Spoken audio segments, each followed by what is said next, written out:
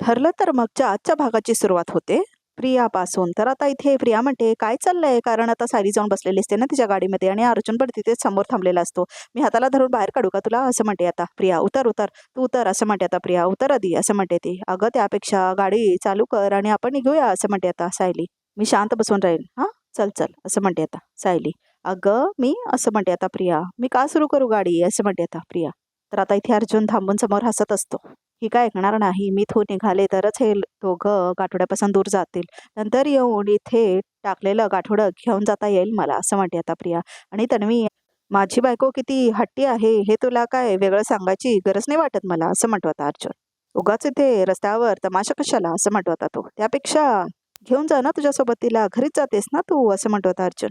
तर आता अर्जुन म्हणतो, तिला घेऊन जा, मला पण खरं तर ऑफिसला जायचं आहे. ऑफिसमध्ये पूजा आहे ना, पूजा संपवतो आणि पटकन येतो माझ्या बायकोला पिक करायला. बायको, असं म्हणतो होता अर्जुन. तुला पिक करायला येतो आम्ही, असं म्हणतो होता अर्जुन.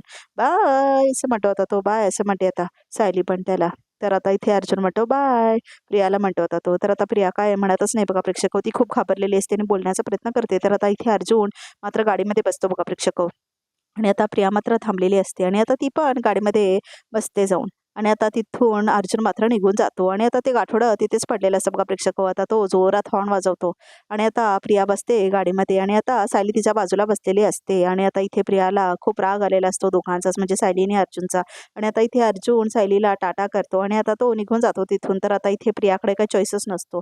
तर आता इथे प्रियाला काय करायचं समजतच नाही, कारण गाठोडं तिने टाकलेलं असतं ना तिथे. तर मग आता इथून गेल्यावर काय करायचं असं तिच्या मनात येतं. आणि आता सायलीला कळलं गाठोड्याबद्दल तर काय होईल असं विचार करते ती.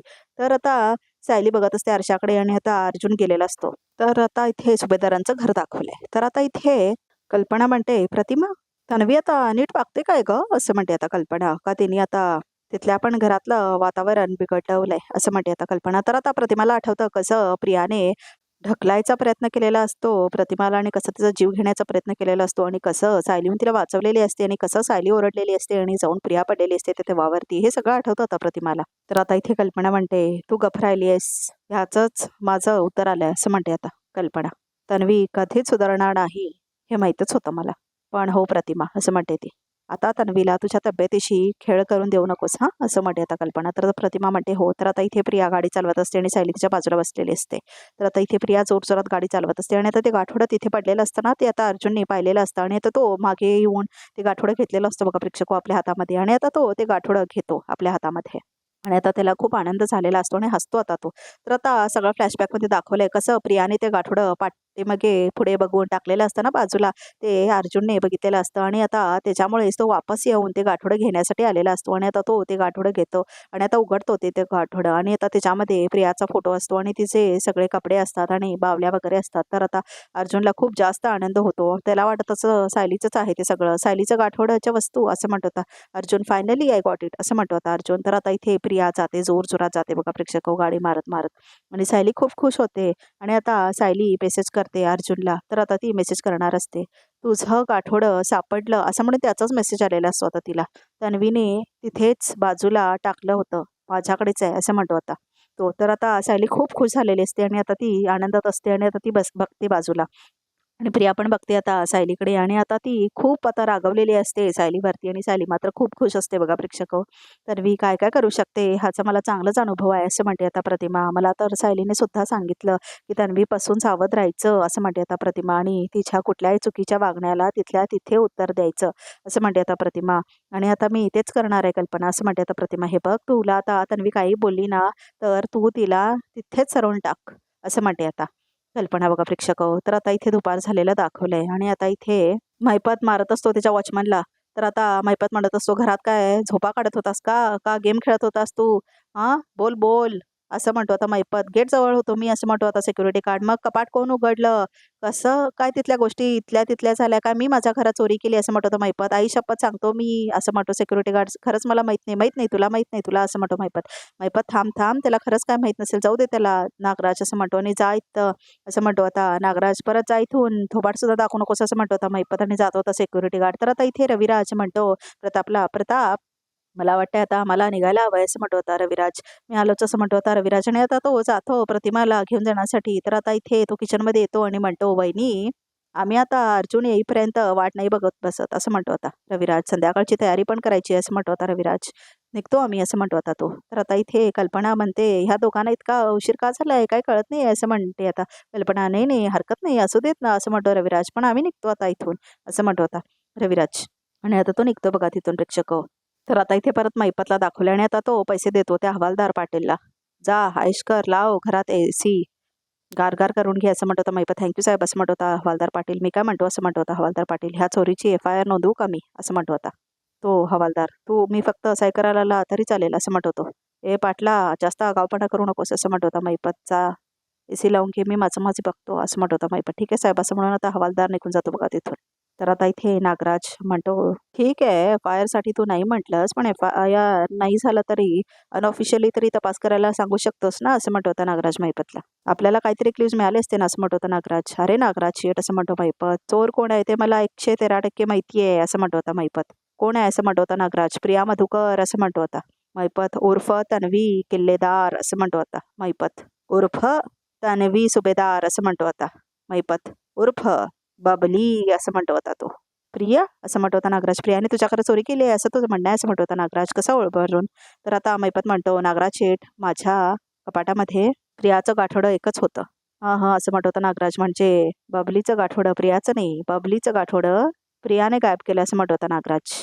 हां हां करून हसायला लागतो तो. आणि अडकणार तन्वी किल्लेदार असं म्हणतो होता नागराज. उर्फ प्रिया किल्लेदार म्हणजे प्रिया मधुकर पाटील असं म्हणतो नागराज. ह्या असल पोरीची नावं लक्षात ठेवायची ना नागराज सेठ की नवीन चोपडी करावं लागेल असं म्हणतो होता मैपत. पण ह्या पोरीची ओळख सगळ्या घरासमोर येणार त्यासाठी या फालतू गाठोड्याची गरज नाही मला आता. आता ही स्वतःच्या पायावर पाय अडकून पडणार असं म्हणतो होता मैपत. बबली असं म्हणून दोघे हसतात बघा प्रेक्षक. खूप मस्त दाखवलंय फणी खरंच. तर आता इथे प्रिया आपल्या घरी आलेली असते म्हणजे आता रविराजच्या घरी आलेली असते आणि सायली सुद्धा आलेली असते तिच्यासोबत. तर आता इथे प्रिया बघते सायलीला आणि ती म्हणते आलीस माझ्या गाडीतून असं म्हणते आता प्रिया. हो असं म्हणते आता सायली. झालं समाधान असं म्हणते आता प्रिया.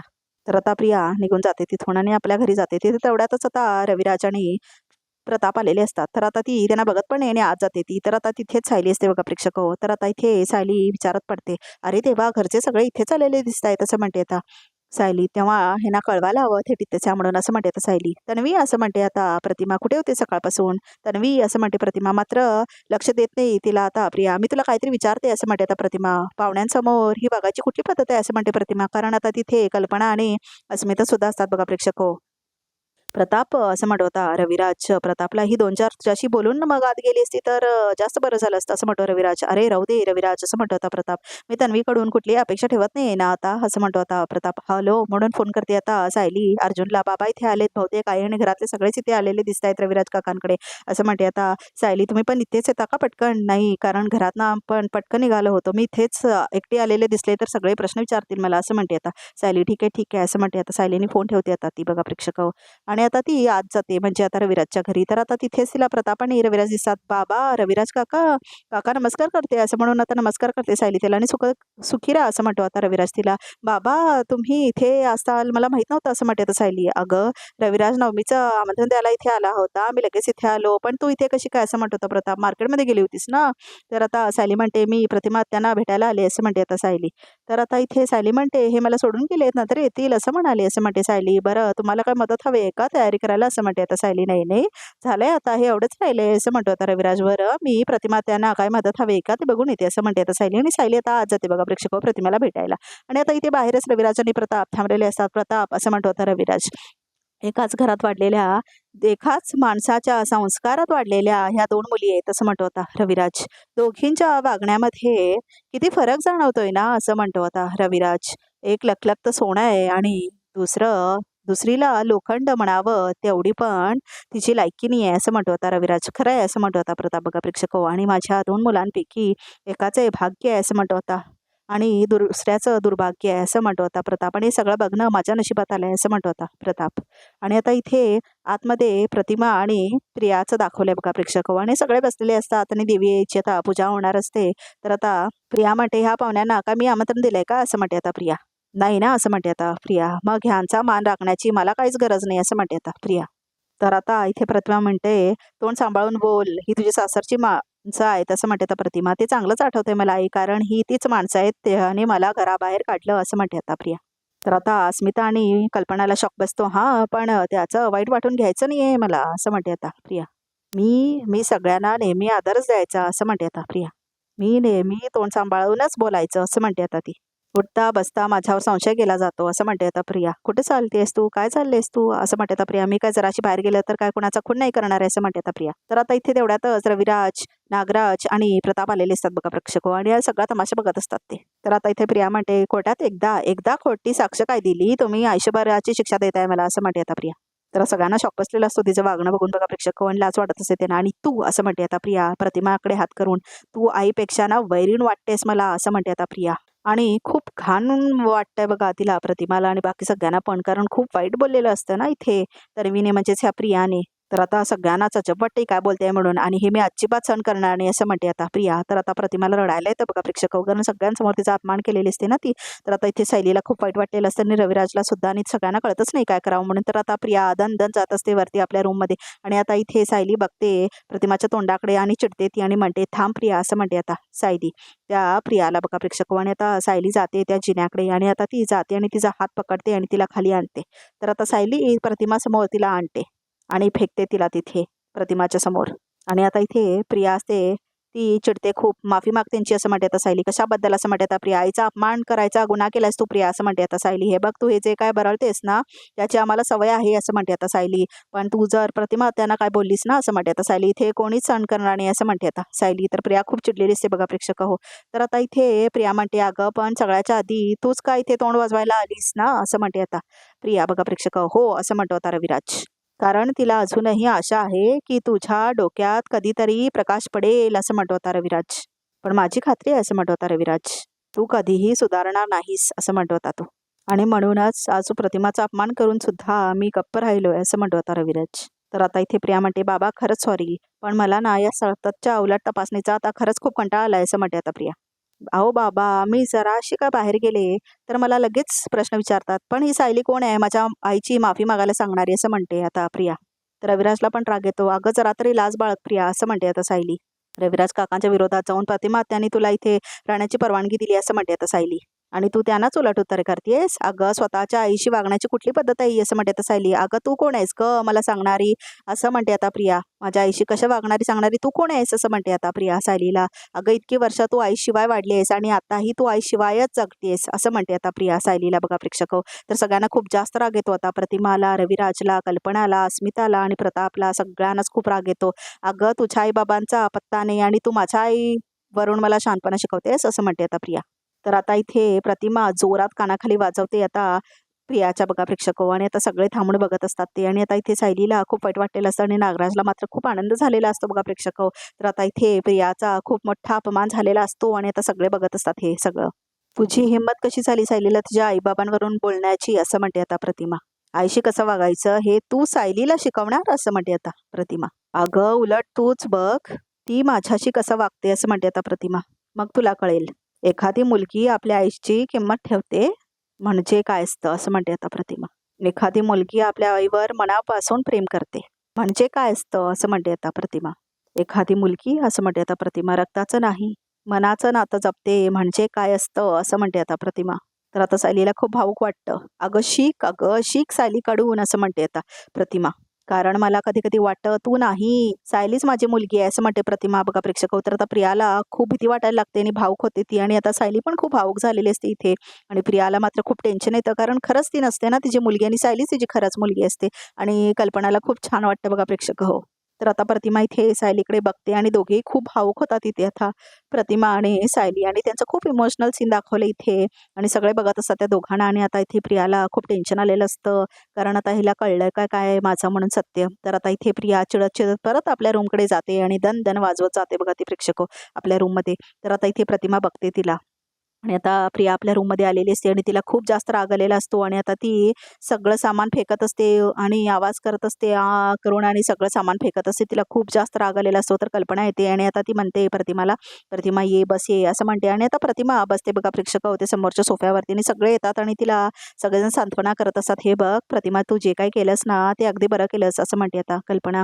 हे बघ तन्वीला कनी असं सणसणीत उत्तर द्यायलाच हवं होतं, असं म्हणते आता कल्पना. आणि आता इथे सगळ्यांना खूप टेन्शन झालेलं असतं. असतं. मला वाटत होतं तर मी आमच्याच घरात असं वागत असेल असं म्हणत होता प्रताप. पण नाही, ही ते अशीच वागते असं म्हणतो आता प्रताप.